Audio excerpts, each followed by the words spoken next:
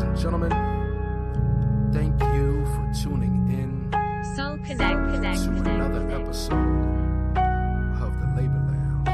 We appreciate you. Labor Lounge, that's right, we've been working out. All that issue can't talk at work, we can talk about. Labor Lounge.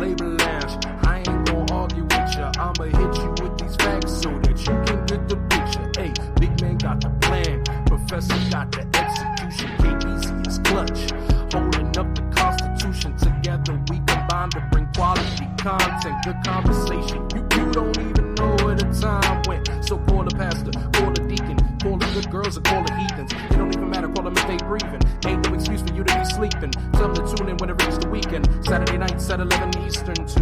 Where you going? Oh, I'm gonna be over here listening to the Labor Lounge. Them boys, they gon' work it out. All that issue can't talk at work, we can talk about. Labor Lounge. I ain't gonna argue with you, I'ma hit you with these facts so that you can get the picture. Hey.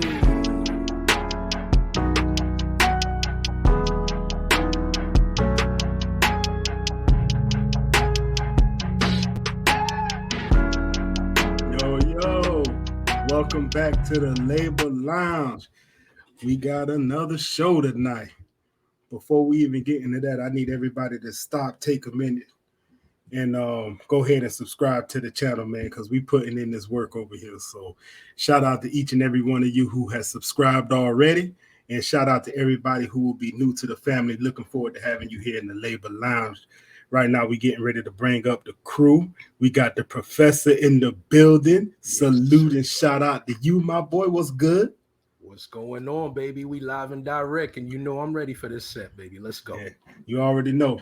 We got the next host of the show. We got K-Dot coming to the building. Look at him. You already know. With the new background. I see you back there, my boy. I see you. Labor Lounge crew. Live and direct. So look, we got something special going on tonight, man. This one gonna be a little bit different, bro. We got something for y'all that I think we all gonna be able to take something away from. And I'm excited about this one. Professor, what's going on, man? Lead us into it. Yeah, man. So listen, first and foremost, man, Labor Lounge, we appreciate you and your presence here. So thank you for stopping by. Like Big Man said, go ahead and like, comment, and subscribe. Shout out to our sponsors, Soul Connect, providing us with the wonderful intro that we have there. Go ahead and go to soulconnect.com. So SOULKONNKET or KT, excuse me. Soul Connect, NEKT. Sorry about that. SOULKONNEKT.com. Soul Connect. Right. And also, we have an individual here with the expertise in the healthcare field. Go ahead and drop a little bit of knowledge on us. So we're excited to go ahead and get a little insight. Without further ado, we're going to go ahead and bring forward Mr. G. Let's go. Put your hands together. Yes, sir. There you go, fellas. How you feeling tonight, man? How you feeling tonight, G? Man, I'm excited to be here, man. You know, sit down, talk. You see in the background, I'm a big Knicks fan, so talk Knicks to in him. the background playing Milwaukee right now. So I'm a promise. I'm gonna pay attention to you guys. Oh, we already know. I got my prerequisite, so I'm good. Yeah. Shout out to that, man. Hey, toast to the show. Absolutely. Loving it, liking everything that we got going on. Good feedback. Pinky fingers up. Yeah. I see you had to correct yourself right there. I saw the pinky pop. Yes, sir. Yes, sir. You keep talking about the stuff in the past, man. Okay, I told you about that, man. You a toilet bowl guy. Okay, you keep bringing up old stuff. I got you, but check this out. I got to make sure that my crew and team is on point because, you know, about 2 weeks ago, and you go know who I'm talking to, not y'all, but the person that hear this. Yeah, you had me drinking out of a plastic cup on cocktail night, and I don't appreciate it. So when you watch this, you know who I'm talking to. Yeah, it was very disrespectful. Yeah, but you together now. You together now, so that's good, and we loving it. But I'm gonna tell you what, man. Hey, G, do me a favor, man. Tell me about yourself, a little bit about the real G, everyday activities, just casual. You know what you do. Let us know a little insight to G. Yeah, man. So originally born in New York, raised in in Brooklyn and Jersey. First generation Haitian Americans, right? So mom, pops, everybody's like, yo, your parents are Haitian? Yeah, everybody's from Haiti Yes, before sir. us, right? So from there, high school, went to all boys high school, private high school. Moms, grew up Catholic. Moms and them was always big in church and stuff. So did that after Any high school. sports? Oh yeah, I ran track, played football, a little bit. Okay. After high school, I wasn't the typical college dude. I didn't want to go to school. So I ended up joining the Marine Corps. I did 4 years in the Marine Corps. And then, when I got out the Marine Corps, went to Florida. Well, we lived in Florida for a year and then left there, went to the military for 4 years. And then I think for me, coming out the Marine Corps is when I really grew up, you know what I'm saying? Because I was still a knucklehead when I was in Jersey, and growing up there, we grew up different, right? So I'm not the suburbia kid. Not that I was back then. Grew up in the city in Brooklyn. You grew up in East Orange. We was in the bricks. Hey. So we learned different. Shout out to Newark, New Jersey. Absolutely. East Orange, be out here. I'm excited to be here, man. I've listened to a couple of your stuff. This is the first time I listened to the intro. I like that. The Labor Lounge. Yeah, I like it. Hey. Move there, Professor. I see you, bro. Yes, sir. But yeah, I mean, after the military, then it took me a little while before I finally decided to go to school. So as recently as we in 22 and 2019, I ended up getting my MBA. So it was a process. I'm 47 years old, so I got that jointed. Right. Shout out to that. Black excellence. Black excellence. Let's go. We trying, bro. We trying.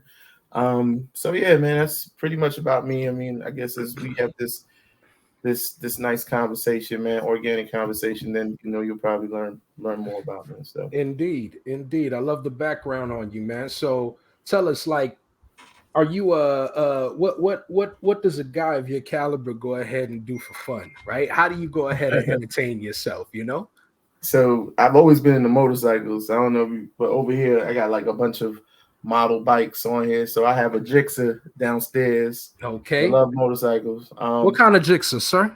750. That's what we're talking about. Yeah. I want to get the 1,000, so I'm still fighting the wife. You know what I'm saying? Somebody wants to buy the 750. I'm taking offers, good price, and she's clean. Hey. But also recently, man, I'm a member of Phi Beta Sigma Fraternity Incorporated. So I do a bunch of we don't bark. That was just in celebration. I'm not trying to imitate anything because I am not what you guys call mob. Okay, yeah. So I know better. I'm just supporting y'all. Shout out to the Greeks. All right, yeah, Black excellence. Let's go. I appreciate it. But yeah. So I mean, community services is a thing that that we're big on. But also my fun time, man. I recently started last year started boating, so I'm driving boats and stuff. Hey. Trying to do just different things, man, and enjoy life. You know what I mean? Okay. And then of course, getting with the fellas, my homeboys, having a drink, talking. I'm allowed to curse on this, right? Hey man, be yourself, brother. Talking shit, you know what I'm saying? Having a good time, having a couple of drinks. I'm still a kid at heart, so still jump on playing Call of Duty. Talk to him. You know what I mean? So man, man, are you the one that I can't get in touch with the professor when we got to talk about something, and he hit me with the "I'll call you back"? That might be. That you. Hey, might be. They need me, man. They need me. All right, you don't understand, bro. I got a report for duty on a nightly basis. And I'm getting the text in the middle of the day. This might be the greatest COD ever. Hey. It's funny because I got the new one today. I got it and I already put it in. So it's after I'm done here, I'm gonna take this with me, the bottle with me. I'm gonna go downstairs and I'm gonna jump on the game, man. Hey, I finished the campaign. I started the multiplayer today. Still on there for probably about a good 30 minutes. Can't wait to jump back on it. Yeah, it started out pretty cool. Look, so, I didn't hype it. Nah, you actually did. But did you choose healthcare or did it choose you? For me, I think healthcare chose me. When I got out of the Marine Corps, I really didn't know where I was going. So I was in the call center world. I worked for this spot called Tag in the beginning, and I was providing IT support for different computers. And then after that, I actually started working for a DME company, medical equipment company, right? And I was still in the call center world, but working. That was my first experience with healthcare. And ever since then, man, so it's probably, I want to say like 2001, 2002, I was in healthcare. You know what I mean? People kind of get confused. I'm not a doctor, I'm not a nurse, none of that stuff. People often have the misconception that if you're in healthcare, you know that you're a doctor, you're a nurse, you're a CNA, you this, you that. No, it's not the case.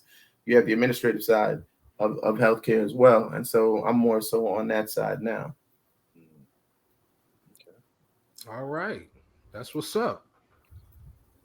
What else you got for him, Beezy? Who busy? K Dot. Oh, my bad. Yeah, I was gonna say K. Oh well, K Dot. I'll tell you what. I'll go ahead and let me ask you, G. Yeah. So, with the healthcare field and you being immersed in it, where do you see yourself in the next 5 years? Are you still going to be in the healthcare industry, or might you take on a new field or a new endeavor? Maybe own your own business. What does that look like for you? Yeah, no, I'm gonna stay more than likely. I'm about 99% sure that I'll stay in healthcare. Right. Healthcare is not going anywhere, so Facts. work is always gonna be there. So you're asking about if I'm gonna have my own thing. So I'm a consultant now, right? Mm-hmm. I work for a consultant firm supporting a particular client. So business wise, when you look at it, the way the consultant as a contractor, the way that it works is, my company has a contract with the other company that I work for, right? So the company I work for. So that company will pay my company X amount of dollars, and then they'll take their money and then pay me my rate. So being, up here now, I'm up in the Maryland area, Maryland, DC area. So, being here and kind of seeing how things have moved, and now being, a lot more versed in understanding how things look, I'm more than likely going to try starting my own consulting thing, right? Okay. So when I say starting my own, it doesn't necessarily mean a big company.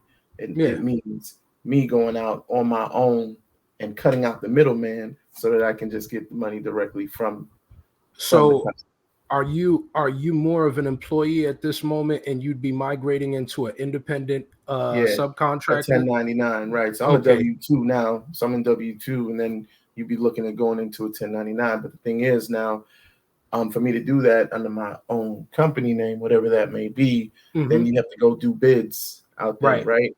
Or you can be a subcontract. I can be a subcontractor, so I can have a company there, but then I'm contracting off of that company instead of going directly to you become the middleman. Exactly. Right. Got you. Okay. All right. So, I like that. So with all that being said, right? So you got the plan of where you're going, but to get started where you at, what kind of certifications would you have to get started, like in your field? Are there any degrees and certifications you have to get to where you are today? Well, so so right now I'm an IT project manager, right? Normally what you would do is you'd have what they call a PMP, project management, right? Certification, project management professional certification. So I don't have that certification, right? Believe it or not. I'm still doing the work, but I just don't have that certification. So what ends up happening is when I decide to do this, and I'm actually going to be sitting studying for the class, I'm just being lazy, honestly, to tell you the truth. I just need to study for the class for a couple of months and then go take the test. But what it does is when I do get that certification, then it opens things up, because them three little words can be the difference between $20, $25, $30 an hour. You know what I mean? That you could be missing out on. So definitely you'd want to have your it's funny, right? So I can't wholeheartedly say that you need to have a college degree to be a project manager, because people can just go get certified for it and they'll be good. You know, if you're a good project manager, people aren't really going to care. Tell us your path. So yeah, for me, I went to college first. Well, you know, late in the game, right? So I was working, and you know, as you start getting degrees, the trajectory I was taking, then they're like, oh, okay, he completed his associates, he completed his bachelor's. So, you know, people are looking at that because they know that you can focus on something and accomplish it, right? That's the real reason when you think about it. Somebody does their master, they're a master, quote unquote, right? He or she was able to go to school, focus, deal with all these classes, right? And they were able to get this degree. So some people look for that. They're like, hey, you know, master's degree preferred. Doesn't mean that you have to have it, but preferred. So for me, I went that route. And while I was in school, I was also doing project management stuff on the side, right? It didn't hurt that some of the classes that I was taking in school were also related to project management. My bachelor's is in business. So a lot of the things, you know, you learn in business kind of a little bit fall into the lines of doing the project management stuff, right? So same thing with getting my MBA. It's like, okay, so let me hone in a little bit more. And I studied more. I had more project management classes where I had to do different projects within my master's program. So shout out to Syracuse, you know what I mean? So, I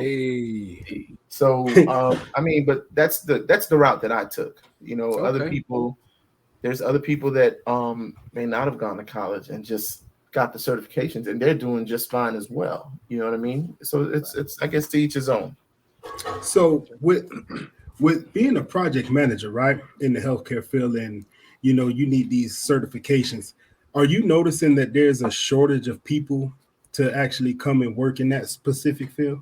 Because in my field, right, I got it's a struggle trying to find help, right? So, and I'm at a lower level. So, in your field where you need these certifications to kind of do what you do, are you seeing that it's difficult to find people to come and work? No, I think people are still coming to work. I think no, I don't think there's a shortage. Up here where I'm at, I don't see a shortage. Yeah. People are still looking for great for project managers, right? And this is me speaking just for my field, right? So people are looking for good project managers regardless. And there are jobs out there, but I don't think there's a shortage of project managers. I think they're getting them because, I mean, you it's like I said, it's a certification. So if you get that certification, it automatically puts you into that pot. You know what I mean? Yeah. So I don't think there's too much of a shortage right now for it. Well, lucky you, because I would tell you what, I could have applications posted for months, and I sit there weeding through, man, and you know, just trying to find that talent. It seems like it's gotten harder since pandemic times, right? But that we're gonna get into that here in just a minute. Yeah, no doubt. So what I really want to ask is, at your level of leadership, how do you ensure that you render results, right? As a project manager, how do you make sure you get the results that you're intending to get? Man, that's the whole job, right? The whole job is, you know, I'm responsible. So a project manager is responsible for planning, for organizing, and for directing, you know, completion of projects, right? So everything has evolved, right? Everything, different jobs, you know what I'm saying? People don't do the same jobs the same way, right? Project management has gone the same, has also evolved as well. It used to be that you were a project manager, be like, hey, big man, you got to do this and this, and this. They didn't care about feelings. They didn't care about any of that stuff, right? So now, becoming a project manager, you also have to have, now the new project manager or the new wave of project management, you have to have that emotional intelligence, right? So I know that the way I can work with big man is not the way that I can work with the professor or the way that I can work with K-Dot, right? So it's my job to understand for the parts that I need you guys to complete, to figure out what's the best way for me to get all, you know, 100% maximum effort from you so you can complete whatever it is that you need to complete within whatever time frame that we have to do it, right? That's the challenge. Yeah, so you know, it's not you're not an X person. You're not an X and a Y. You're not a number. You're an actual person. So what I do is I take the time to understand who it is that I'm working with, from whatever department it may be, operations or communications, whatever it may be. I understand who you are, right? Yeah. Take the time to understand who they are. And as you speak with them, or as we have meetings, you kind of understand, okay, this is how Big Man operates. Okay, this is how K-Dot operates. All right, this is how the professor operates. So now I understand when I have something that needs to get completed, I know what I need to do and how to approach that particular individual to get them to move, at a faster rate without me being, hurry up, get it done type stuff, right? I'm Because glad people you don't said respond that. to that. No, absolutely, man. And I think knowing your talent is kind of one of the more crucial pieces of being a successful leader, right? Right, I've absolutely. seen, let me not even go there. I've been that person that didn't understand the people I had around me. And I've addressed these issues, and it comes off the wrong way because not everybody receives the message the same way. Exactly. It took me time. I've been doing this close to 18 years now. And when I say this, I mean leadership. Right. And I had to develop that muscle. Like, okay, let me read this person and find out what's their motivator. Because once I figure out your motivator, I know how to drive you, right? Exactly. I know what you're good at, and I know what to play you towards. Right. And I think one of the biggest challenges we have in leadership is putting the right people around you. I tell Professor and Beezy, or excuse me, K-Dot, many times, I put people around me that complement my weak spots. Like in my position right now, I have a young lady who's my assistant manager, and she is everything that I am not. And it works perfectly. Absolutely. And the reason it works perfectly because it's like that yin and yang. What I can't do, she can do. And it's not even can't do, it's just what I'm not privy to, she is. She remembers the things I forget, and it's just a perfect pairing, and that's why I'm able to be successful where I'm at today. So I'm glad that you said that, understanding the talent around you. Absolutely. Crucial. Shout out to you for that. Hey. That's what we're talking about in this building. I like we having a conversation. And the beauty of this is the fact that with you being where you are in healthcare, I'm a retailer. But yet, when it comes to leadership, it's kind of universal. Right. And I think a lot of the times we make it more than what it actually is. The job is to motivate people to get the job done. When you're in the level of leadership, you have to be able to render results, not on your own, but get those results through other people. Absolutely. And the best leaders have mastered that art. You see, when I was coming up through the ranks, there was a lot of fear mongering. It was do this or you out of here. So you went in there, you bust your hump and da-da-da-da. But nowadays, with this profession called human resources, it don't work that way no more. Because you'll find I remember that story. Yeah, you can find yourself hemmed up in a bad way real quick, right? And it's not a bad thing, but what it does is it levels the playing field, right? Because when you get into these roles and these jobs or whatever profession it is, when you're in a position of power, it's easy to abuse it. And what the human resource piece does is just kind of level it out and give those who aren't in power a voice. So, I've had my run-ins with human resources, and I had my feelings about it. But at the end of the day, I understand why they're there and the purpose that they serve. Right. Absolutely. Yes, sir. That's the beautiful thing, man. I love it. Hopefully one day I'll go ahead and get my own business, man. I'll be a nice guy. I got a cap on my head, and so do you.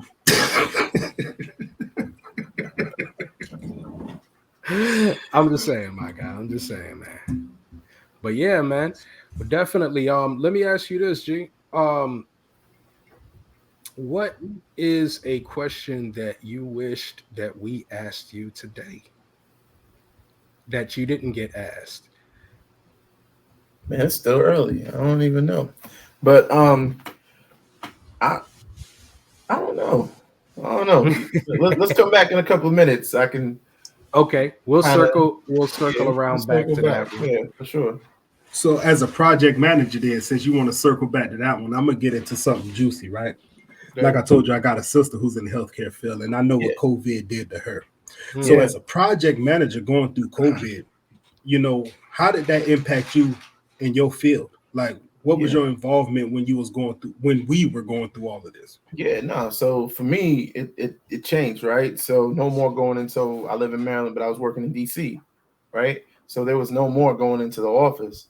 Now everything's virtual, right? So you think about this now, with everything being virtual, things get a lot more difficult because we don't have this human interaction where I'm in front of you saying like, yo, I really need you to do this. I'm this square now in front of you, and you're not getting that same effect that you would get if I was in front of you. It's impersonal. So, right. Say again? Impersonal. Exactly. And so it was a lot harder to keep up with stuff. So before I could just get up and go walk to a room and find the person I'm looking for. Now I have to send a message and then send an email or go on Teams or send a chat, and do all this other stuff before I can get the person that I need, right? I used to be able to hope they respond, right? Yeah, now I gotta wait like 10 minutes, 15 minutes. Like, yo, hold on, I'm in a meeting. I'm like, dang, you're in a meeting. Before I used to walk up and you'd be in a meeting and I'd be like, hey, look, let me talk to you for a minute. So, the communication skill, the fact of not being able to get what you want as quick as you used to was real difficult, right? So now imagine as a project manager, remember my job is to drive, right? Within X amount of time. So it could be something that's a week long, 2 weeks, 3 weeks, or whatever this particular thing is. It could be, a month, but I'm ripping and running trying to get you on email and all this other stuff. So it makes it a lot more difficult, and it gives people a little bit more of a chance. I don't think they felt the urgency as much. I think now, because we're 2 years and change into it, now it's normal. So people are accessible now, right? So that thing just transformed. I think everybody was the way I like to look at it is you had on training wheels in the beginning because you didn't know what was going on. You was like, what is this? Like, I know we've had meetings. Some people, we work from home every now and then, but now we're home for good. So this is going to be completely different. You know what I mean? But if you look at it now, people are more productive from home, right? Because you're relaxed. It's just like when I worked at call centers, right? And you used to have to wear business casual. So you'd have to pants and a shirt. Man, when we were like, look, you can dress down, productivity just shot up out the roof because you're comfortable now, right? You know what everything is. And it's the same thing with this is, it took a time period, a little bit of a period, some growing pains that you go through. And now, everything is just pretty much running smooth. Like this is what it is. This is the new norm now. Right. My wife loved working from home. Yeah. Oh, I enjoy it. I get up and you put on a t-shirt and you know what I'm saying? And you boom, you on. If I have to be on camera, if I have to be on camera, then you put on a little button-up shirt and you get on camera. You're like, hey, what's up, everybody? Which is cool too.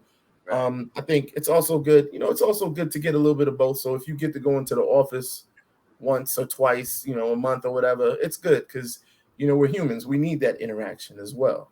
Right.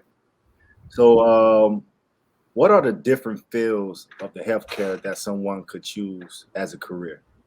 Man, healthcare is huge, right? So if you're not trying to do just straight medical and you're looking at working, say, like the back office, you have your project managers, you have IT, facilities, right? And it's funny because I say facilities to people and people are like, you talking about what?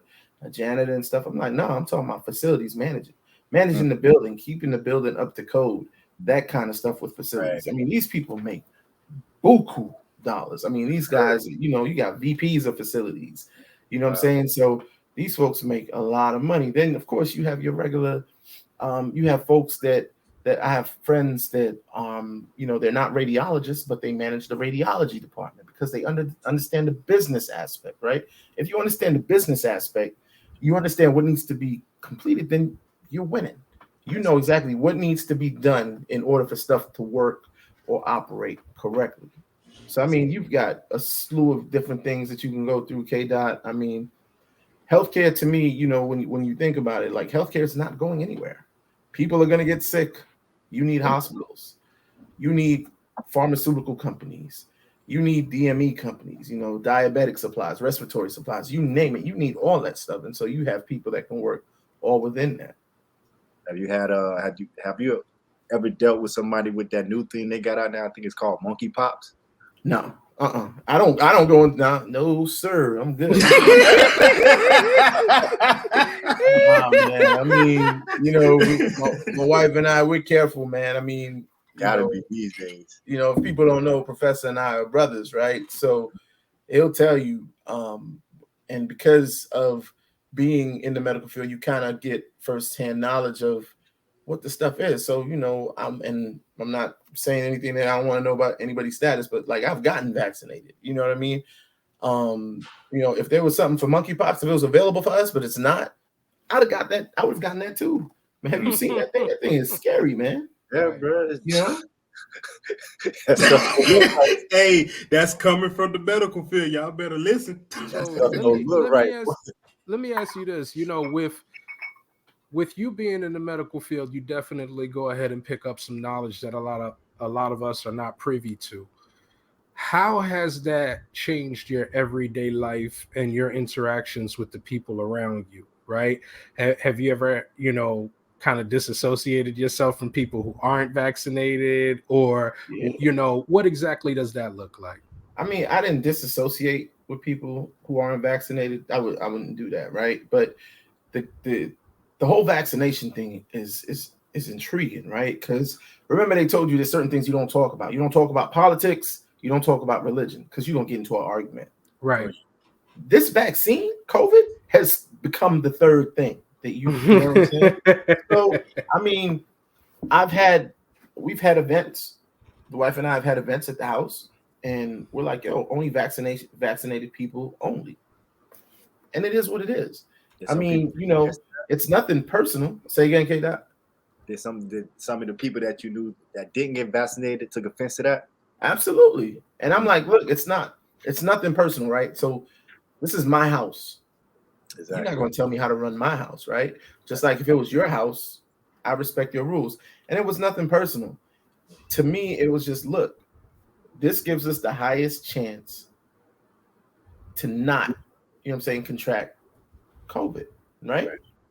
It's not 100% proof. So people get confused. You get vaccinated, you're not catching it. That's not the case.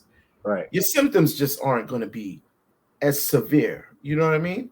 So I've had that. And, I arguments, not full-fledged arguments, but, discussions, spirited discussions. You know what I mean? Like, hey, look, it is what it is. And that's just what it is. And then they get vaccinated. Then it's like, yo, fine, cool, come through. Now it's a lot, because we're further in the game, then now it's a lot different. But in the beginning, though, K-Dot, it was very different. Like, we didn't let anybody in the house. If we were gonna meet with people, we'd go outside in the backyard and sit in the backyard, and they're sitting, 10, 15 feet away, and we're on the other side. And it wasn't until recently, like even recently, I just started traveling. Probably last year, November, I think, is when I started traveling. So. Yeah, I mean, it's funny. It's not as bad That's now. Weird. They 10 feet across the. You want a drink? And, you got a rolling cart. You push it into the middle, and then you go back. Then you come in. At that time, and that's the way that it was, right? Because you'd set up their drinks and everything on their side, and then we'd have ours on our side, and it was what it was. But you have to adapt to certain things, right? So I mean, there's still people out there now that aren't vaccinated, and I'm like, all right, okay, you one of them, K-Dot. Right. I mean, it's your prerogative. And I get it, and I understand that, but I mean, to each his own. You know what I mean? So if that's what you choose, then that's fine. You know what I mean? But my whole thing is I respect that, and so you expect people to respect, your decision as well. Right. So I got a question, right? And this is kind of off the cusp, but like sometimes it's hard to put yourself in other people's shoes, right? I'm not in the medical field. You are. I was hesitant about this vaccine, and I got my reasons for why I got vaccinated, right? But for the people that chose not to get vaccinated, and they had, let's just call these theories, right? Oh, well, they're trying to do X, Y, Z, and they made these whole elaborate stories of why you shouldn't get vaccinated. Like, what did you think about that? Like, somebody in the medical field actually seeing the results of what COVID is doing, and then you got this whole other group out here saying that this is a ploy by the government to get us to get us to take a poke. Like, I would like to get your standpoint on that and like how you saw things. I mean, you know what? I mean, the company I work for, they helped with creating vaccines, right? So, I have my neighbor next door who's a doctor, and I've known her for a couple of years, and so she speaks to everything going on with it. So and plus, you do research. The biggest, and I'm not trying to be funny, man. I'm serious, right? So our people, the black folks, will be the last ones to get stuff done, right? To go do this stuff, right? Let's be realistic, right? That's facts. But then, if you look at white folks, they don't mess around with that stuff. They're like, man, this thing's gonna work. If white folks are going to get it, I think I'm good to go get it too. You know what I'm saying? It's a funny way. I'm just being funny, but I mean, after doing the research and understanding it and seeing, what it does and how it works and stuff, it was a no-brainer for me, right? It was more so not if I'm gonna get it, it was when can I get it? Right. I think around about the time when I was in between making the decision to do it, what stopped me from doing it is I was going to get it done. It was either get vaccinated or don't have a job. Right. I was in that kind of situation. So what made me not get it is when my boss went and got his. And when he got his, he came to work. He's like, yeah, I just got vaccinated, but he didn't look good. I said, man, you all right? He's like, yeah, I'm good. Eyes bloodshot red. He's coughing. I'm like, bro, you got that shit? And he's like, no, I got vaccinated. Okay, cool. But he just got vaccinated. Later on that night, he died, but they didn't find him dead in the house until the following morning. He was laid out on his laptop. What did he die from? They say the vaccination. During that time, they always gonna say COVID. Nah, it wasn't COVID. It was the vaccination shot, from what the people told his wife. And this is a guy that he grandfathered me into the company. So it's like, okay, well, that was my good guy. So if they saying that's what happened, let me double check. And when I double check, that's what they were saying. So I'm sorry to hear that. I haven't personally had anybody that's gotten vaccinated and then, have died from that.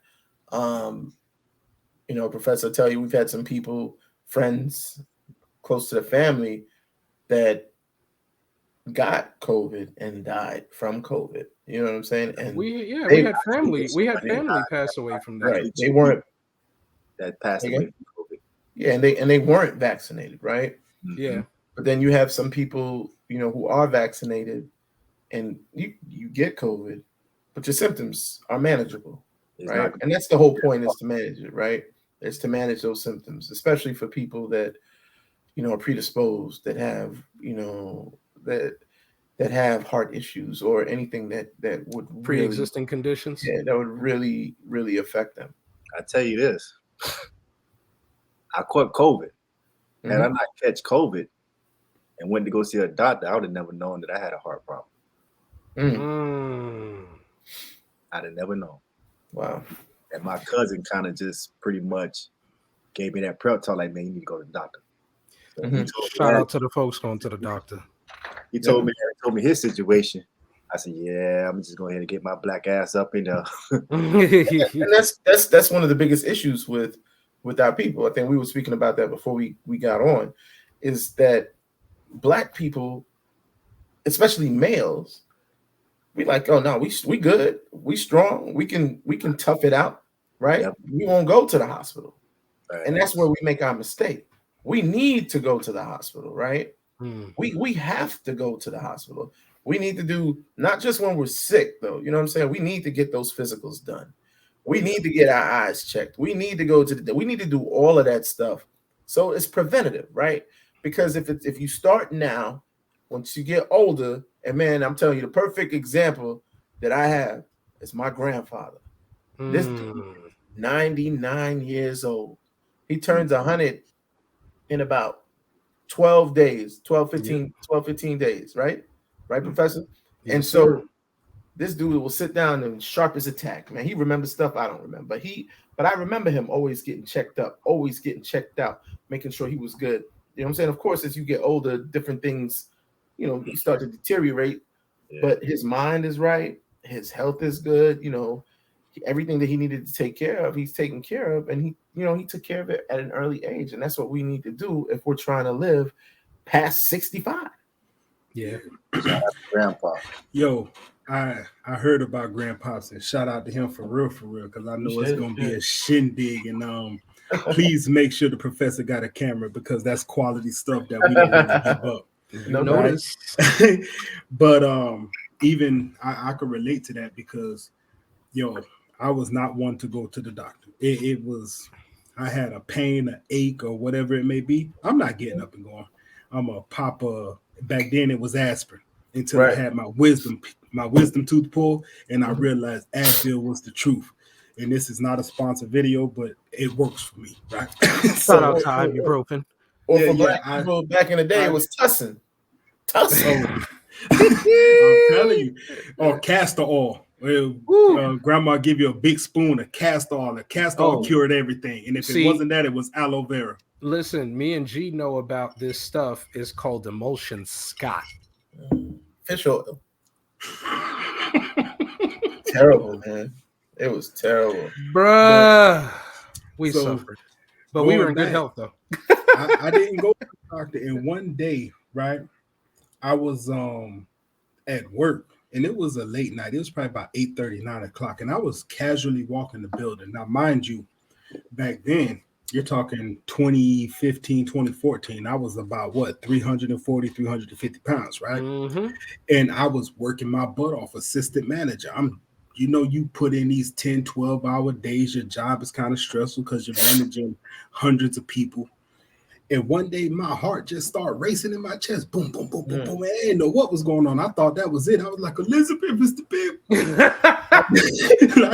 I disappeared in the bathroom, and I was just sweating. And the first thought was to just sit there. It's going to go away. Just chill for a minute, but it wouldn't go away. Yeah. So I ended up having somebody taking me over to the hospital, to the ER, and find out that I had tachycardia, something to that effect, right? And my heartbeat was racing like 190 beats a minute. It was ridiculous. Wow. And they take me back to the room, and a doctor rushes in, and he says, "Hey, look, you're tachycardic right now. You're going to see a crash cart come in, and the crash cart's going to come in, and there's going to be other people. They're just interns. Don't worry about it." I'm like, okay, just get my heart back to where it needs to be, right? Mm-hmm. But I'm scared as hell, because he's like, the crash cart is just for precaution. Like, what do you mean it's just for precaution? Like, I don't want to see no crash cart. Like, we ain't crashing tonight, right? So, long story short, I end up he explains to me that he's going to inject me with something, and there was another nurse that was going to inject me with something. And no lie, it felt like somebody reached in my chest, did that to my heart, and I went from 190 beats a minute down to like 85. Like that. It was ridiculous. And I remember when it stopped, I just had this deep breath, like I could breathe again. Like, it was crazy. And the only thing I could do was kind of tear up, because I honestly thought that was it. So, long story, I went to a cardiologist, and it was just stress that was out there killing me, right?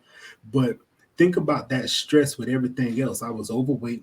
I was a smoker. I had all these things going on that was getting ready to take me out the game. And I didn't even want to go to the doctor. Mm-hmm. Headache, ache, whatever. I didn't want to go. Now, I can successfully say today, I got the weight off me. Over 100 of them things I got off me. Yeah. And I got a great relationship with my doctor. Like, real talk. If my toe hurt, hey, doc, listen, I got this pain in my shoe. What you think I should do? Take the shoe off, man. And that's the way it's supposed to be, right? That's the way it's supposed to be, man. Facts. You're supposed to get checked. That's why they're there. Especially if you got that insurance. Mm-hmm. Why are you not using it? Right. You know what I mean? Why are you not using it? There's a fear of knowing. Exactly. I'll be honest with you. From my viewpoint, there was a fear of knowing. But if you know, then you know you can do stuff to prevent anything, right? To take care of it, the steps that you need to do to make sure it doesn't happen, right?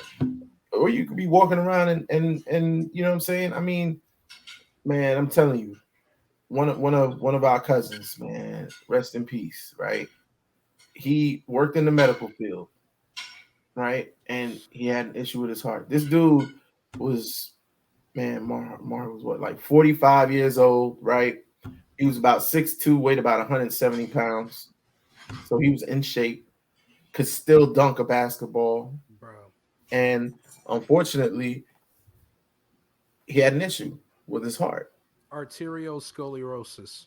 Was that what it was? Yes, scoliosis is basically when you have a thickening of the artery wall. Right. And now, just to give you a little background with the situation, he was under extreme stress. Mm-hmm. Yeah, right. His job. Yeah. Actually, it was family life. It was because he had to go that day. If I remember correctly, he had to go to court, right? And he had to deal with some issue. Long story short, my man had to go and deal with issues, and he just had pressing issues on his mind. And the unfortunate thing is, he went to sleep, and he didn't wake up. And but there were symptoms. There were symptoms, right? And the reason we're talking about this, right, is getting looked at is there were symptoms, and I didn't know them because we'd be playing basketball, and this dude used to be the first one up the court, but now he's the last one, and he'd be like, "Man, I'm tired." I didn't know what that was. You know what I'm saying? And doctors finally, some medical professionals that we have in the family were saying that those were symptoms of different things. You know what I'm saying? But he never got it looked at, right? And I'm sure it was happening for a while. But you know what I'm saying? But that's stuff like that is the reason that we need to make sure that we're going and we're checking ourselves, man. If you having chest pains, bro, that's something serious. I mean, yeah, it may go away, but man, something caused that chest pain. So let's go get that looked at, and let these people figure it out. What was the cardiologist that he had? He would get tired real quick. Extreme fatigue. He would get tired, and he would just be like, "Yo, I'm out of breath." But it's not like if he's walking and he's extreme, he would get tired. We're playing basketball, so you run up the court one time and run back, and we got to run a fast break, and he's like, "Yo, take the ball. I'm tired," and we're taking the type of stuff. You know what I'm saying? So, yeah, and you don't take, man. Listen, and I'm talking from a personal experience, right? Those signs are very subtle. You don't understand why they're there, but you don't take heed to them either, because you think that you could just get to the house and you can deal with it, get through it, right? Yeah. And I remember a long time ago when I had the weight on me, right? I would be driving home, and all of a sudden it was like I couldn't drive 20 minutes in the car. I felt like I'm sleepy behind the wheel, and it had never happened to me before. But that was a subtle change that was telling you, like, yo, something's going on, right? And then this other thing started happening to me where my old lady used to always be like, "Oh, you kicking me in the middle of the night." And it's like, "What you mean I'm kicking you?" She was like, "Your leg is just in the middle of the night." Again, man, ain't nothing wrong, man. Nothing. My leg ain't doing that. You tripping, man. Until one day I saw a recording. It was the craziest thing. I'm dead asleep, but my leg is kicking, right? And it was just like, okay, we need to dig a little deeper into this whole situation. And again, nothing came of it. Again, it was stress. Listen, man, stress plays such a part in your day-to-day life. They call it high blood pressure and stress. They call them silent killers, right? Because you don't know they're there until all of a sudden something happens. So, listen, I advocate y'all need to get y'all ass up, go to the doctor, find out what's going on, and be there for the people who matter. Because I'm that living testament that shows that you can go ahead and make those adjustments to get through those things. When I tell you the best thing I ever did was get that weight off me, and I didn't have any surgery. Like, there was no surgery involved, but to lose over 100 pounds, there is a difference. The way you sleep, the way you feel, the way you talk, the way you think, your productivity, everything. Like, there's nobody that could tell me anything. And I was big since I was a little one. Mm-hmm. It took me until I was 36, 37 years old to realize like that needed to be a change. Man, what you're not saying is your old lady was happy too. You took that weight off because you perform a lot different. Hey, we go. Shout out to Clap Cleats. Clap Cleats. Hey, Clap Cleats, we back. Shout out to Clap Cleats. And now I need Clap Cleats because when I was heavy, my feet was planted anyway. Right?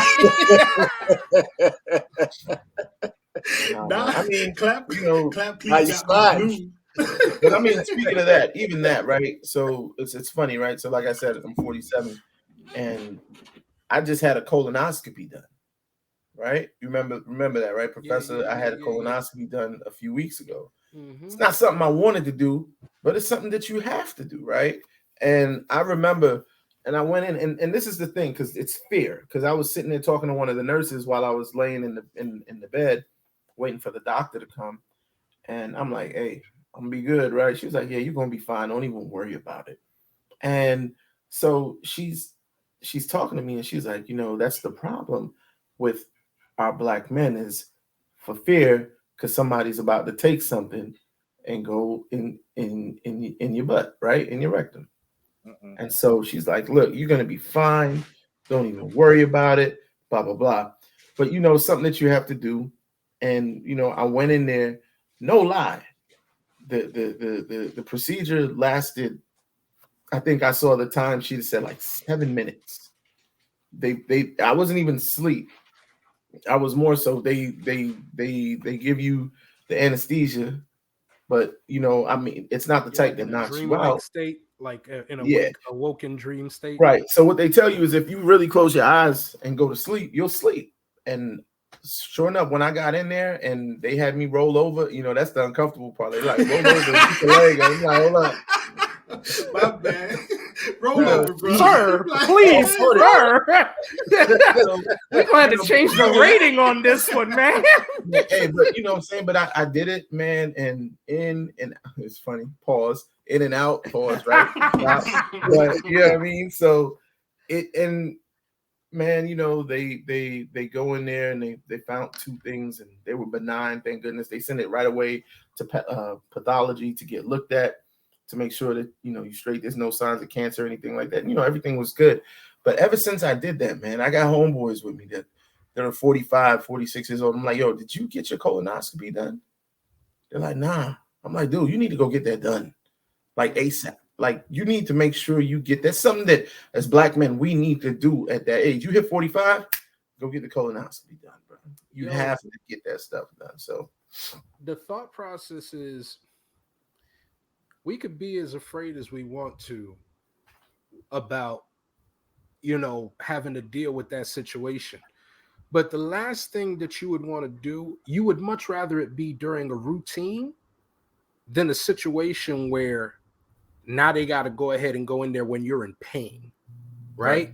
So preventative maintenance, shout out to one of the dads that used to live on the block, Mr. Jinx.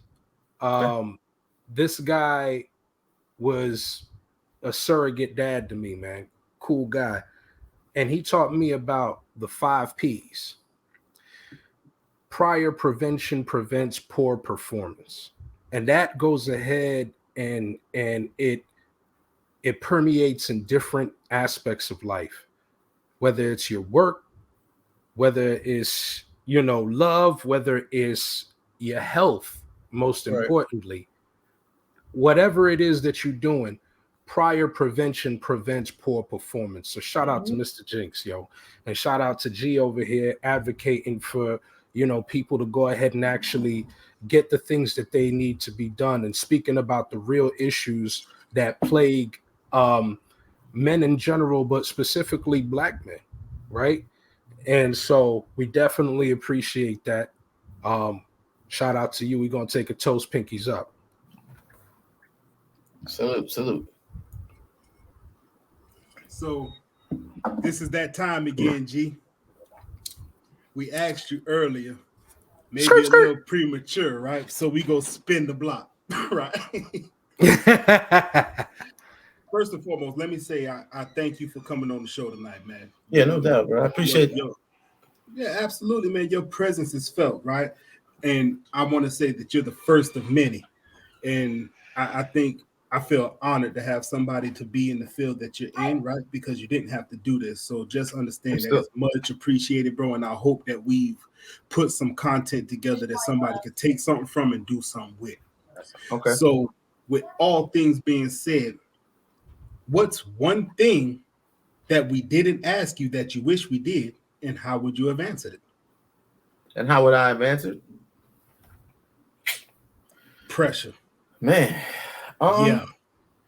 You just can't come to the party with your pinky up, bro. You gotta give me something. I think you know it's funny because I'm sitting here thinking I'm trying to go through the whole conversation. I think everything what I really wanted to talk about was the fact that, you know, our folks, to advocate for our folks to make sure they get checked out. You know what I'm saying? To make sure they're doing what they need to do on the health side. So I don't think you guys missed anything. I mean, you know, oh man, I can't even tell you, man. I think you guys you've hit stuff. I'll probably hit Professor up later and be like, oh, it was this. But I mean, now though, I mean, that's how I go. Just make sure you record the screen. Yeah, no doubt. But you know, the conversation is organic. I mean, it's gone every which way.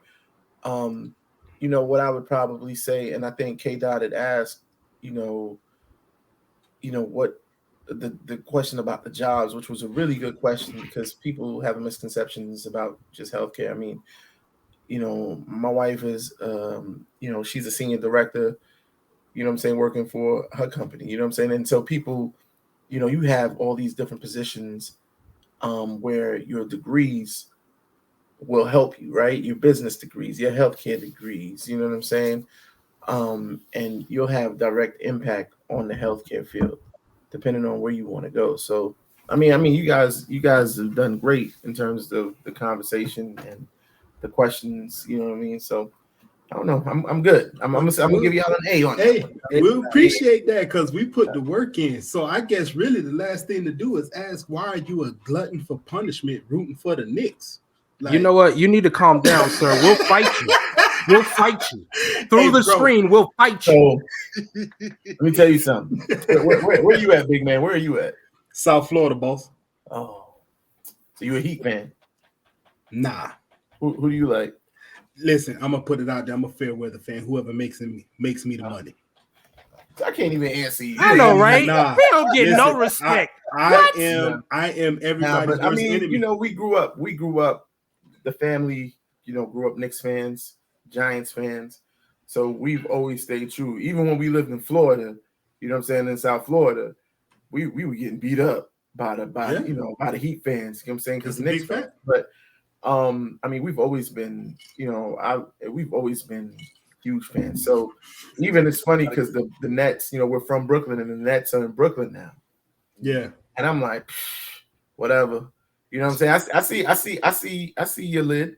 I see your lid, Professor. I mean, so the Nets would be my second favorite team. But if the Knicks and Nets play each other, Knicks and Knicks all day. Yeah, I'm going for the Knicks. So I will tell you this. I do like Jimmy Butler, right? So I'm not going to say that I don't like the Heat. I like the Heat, right? I'm just not a fanatic of nobody, right? I like the sport. I like to watch. And like anybody else, you know, you go to where the excitement is, right? Mm-hmm. So if you ask me who am I watching in basketball today, Steph Curry's on my list. LeBron is on my list. Draymond, Kawhi Leonard's on my list. KD, Draymond. Yeah. I just like to be where the excitement is. I'm not gonna lie. If I watch a Golden State game, I'm looking to see Klay Thompson, Draymond, and Steph do something crazy. Like, did you see the game last night? Mm-hmm. Yo, they went off. Yeah, Steph went off. The one thing that drives me nuts, and to that same person watching this, I think Draymond might get traded at the trade deadline or maybe before, or if not at the end of the year, right? I'm going to tell you like this. That man leaves that team. That's not the same Golden State Warriors team. And you could sit up here and talk to me about Poole, Wiggins. You could talk to me about Weissman all you want. Listen, Draymond is the heartbeat of that team. Well, big man, I'm gonna tell you one thing. Period. Let me ask you one question, right? I see where this is going. If Draymond is off that team, right? No, I'm sorry. Let me start the other way. If Steph Curry is off that team, can Golden State win a championship? No. Okay. If Draymond is off that team, can that team win a championship? Yes. Yes. No. Yes. Absolutely. Yes, because you know why? Hey, you know what? That team is so stacked. It's stacked. No, it's not even just stacked. People are gonna want to come to the team, bro. They're gonna want to come to the team. Listen, there is something that a team needs, and it's called that dog. I hear Draymond is that dog. They have you. Listen, I hear you. If you know why you think LeBron went to Miami to get his first championship? Okay, I'm not gonna talk about that stuff. This is not offline. We can talk offline. We can stop recording. You see how he slipped that in? That was disrespectful. I told you we'll fight you, man. We'll fight you. Like fight. But what I'm gonna say to you is, you know, when that whole thing happened with him and oh boy, he messed up. Right? Jordan Poole. Yeah, he messed up. He Superman punched him into the wall and slept him. He slept him and his future kids. Yeah. Yo, I mean, they still sleep. They still sleep. They ain't woke up for weeks. Hey, you know what? Hey, let me say something to you. This is crazy, right? So, and I'm mad. I'd be mad at Draymond for this. Like the dude knocked him out and held him. Like if you're going to knock me out, let me fall. Let me fall. Don't pick me up. You know what I'm saying? Oh my God. And I don't think he realized he did that. Like he hit him and then picked him up. Like, no, don't pick me up, son. Let me fall. We fall down, but we get up, man. You know what it is? You remember back in the day when we was jits, y'all probably be playing around and you hit somebody who may be a little bit younger than you, and you be like, shh, be quiet, don't tell me. Don't tell mom. Just be quiet. Just be quiet. Calm down. You okay? I ain't even hit you that hard. Come on, man. You're not hurt. You a man. Suck it up. You a man, right? These are things that I all heard in my childhood. Okay, I just want to let you know these are all things I heard in my childhood. Okay, I just want to let you know. Oh, you was abused. Oh my God. Who did that to you? Everybody. Oh, okay. It wasn't me. It was Frank. Look, you had your fair share of things, right? But that was different. It was everybody, man. My cousin, you know what? I was always a big kid growing up. Okay, I was solid. I was a solid kid, so they always wanted to play rough with me because I got the meat on me. Pause. Right. So they go ahead and turn me around, and they love wrestling. Okay. And shout out to my cousins, man. Rest in peace, because it was him who did it. I still love him. To this suplex. Nah, he did what was called Goodnight Irene. Okay. Oh. Goodnight Irene was when you held somebody and hit them with the pile driver. He was supposed to pretend, but my head was a little bit lower, like it fell out from his legs. So instead of falling on his knees like how he wanted it, the pressure opened his knees and boom, and my head fell on the concrete outside behind the house on Ellington. Okay, shout out to New Jersey. And so I almost busted my cranium, and I'm getting up holding my joint like, oh my God. And he's like, there? Nah, you wasn't there. Okay, you wasn't. Because I would probably fought him for that though. Yeah, I would have fought him, but go ahead. Well, you ain't fight the other cousins when they was giving me wedgies and put me in a small package. That's all part of it. I mean, that's growing pains. They put me in a small package, man. We supposed to be together, bro. Hey, the professor, Professor and I, till this day. I used to beat up on Professor, right? But the reason I did it was because I needed him to be able to hold his own. So I didn't have to worry. Like when I left for the military, I knew he was good. I knew he could hold his own. You know what I'm saying? I don't worry about that. But and he'll tell you, like out, back in the day, we'd go hard. I don't know if they did it in Florida. We'd go hard to the body. Yeah, you know what I'm saying? So, and and he's swinging, and he's swinging on me, and I put him in the corner, and I'm just dink, just getting him until he's putting up his guard, and he's understanding how to go, and you know what I'm saying? So that's the reason I did that back in the day. But okay, that's not what we're talking about. No, but know. Go ahead. They know they was there. They was there. You gotta take those licks. So here's the funny part about things, right? We told the story that we always told before, right? My brother knows the story, but he didn't know the people that were actually there. These are the two dudes that was actually there that was witnessing that whole thing go down, G. So that night, now you get it, right?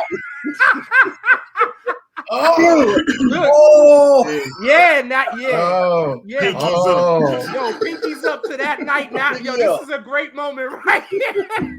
Hey, listen, when we was doing it, right? But the crazy part is we never looked for it. Like it was either provoked or whatever it was, right? And we ain't got to get into the details, but let's just say I think you going hard to the body with the professor did his job. he caught a couple, he caught a couple in the chin too. You know what I'm saying? And we all have. Yeah, no, I'm talking about for me. Nah, man, listen, you don't understand. It's different when you catch it from somebody else. It's you got your adrenaline going, you got all of this. When you got your family right there and they come across your joint, it's the ones that you don't see that'll go ahead and hurt you the most, bro. Yeah. Okay?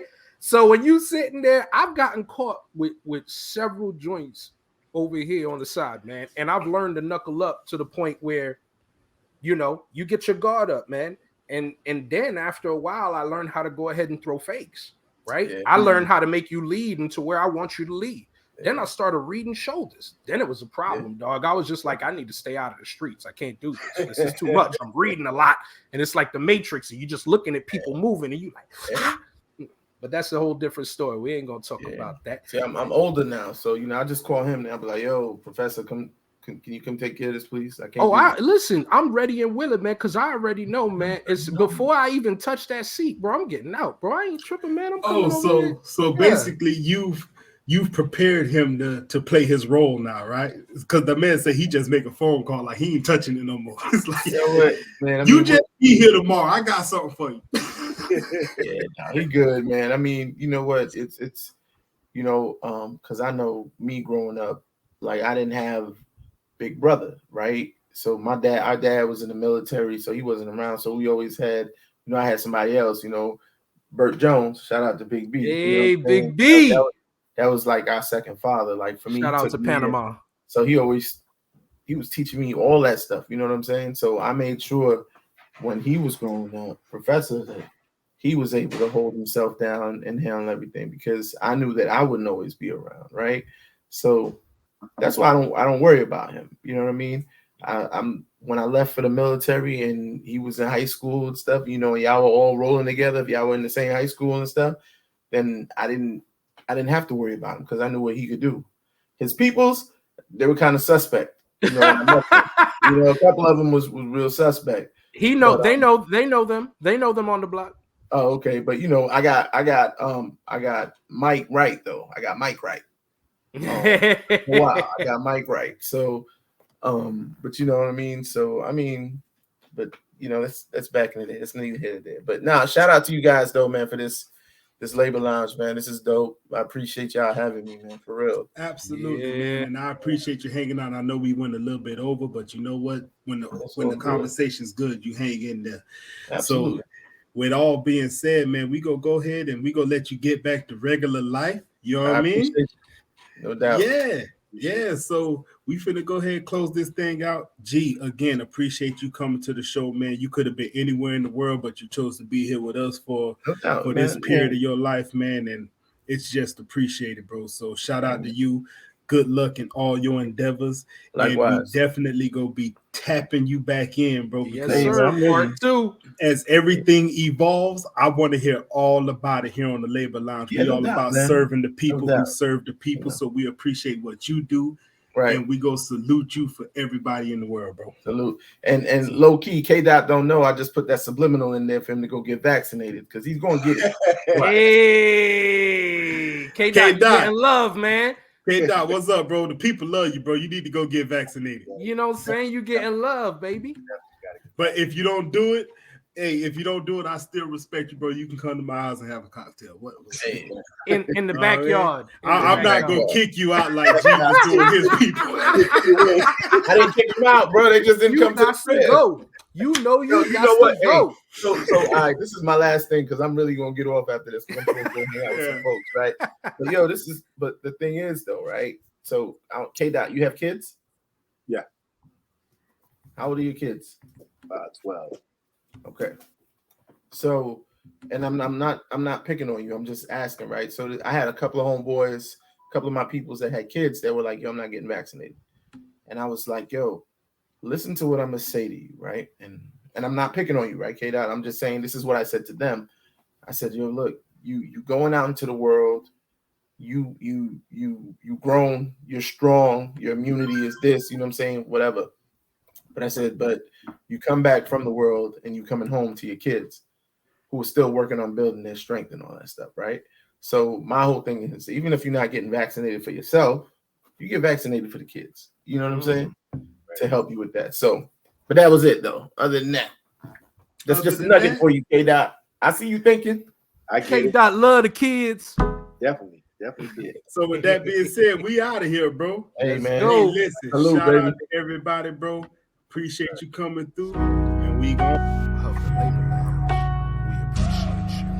Labor Lounge, that's right, we been working out. All that issue can't talk at work, we can talk about Labor Lounge.